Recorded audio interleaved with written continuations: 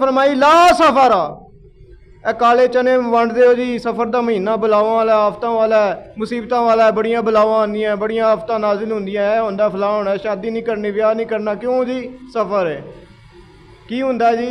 मुसीबत आंदी है। हुजूर ने फरमाया कोई मुसीबत नहीं आती सफर में, कोई मुसीबत नहीं आती। ला सफरा, सफर में कोई शय है ही नहीं है। ये एक मुकद्दस महीना है, ये एक मुकद्दस महीना है, इसको मुकद्दस ही समझा जाए।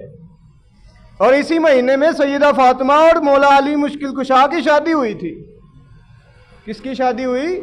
कायनात के सबसे आला तरीन जोड़े की शादी किस महीने में हुई? सफरुल मुज़फ्फर में हुई। तो दसो सैयदा फातिमा किरी बेटी है? हुजूर दी। और हुजूर कौन ने? शरीयत लैकर आ रहे हैं, शरीयत लैके वो आए ने और अपनी बेटी का ब्याह कितने कर रहे ने? सफर के महीने।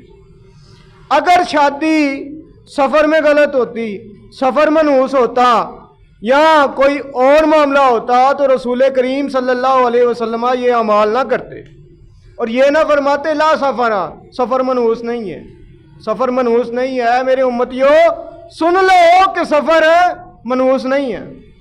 काले चने तकसीम करना इस वजह से करना ये नाजायज़, मनहूस समझ के करना ये जायज़ नहीं है।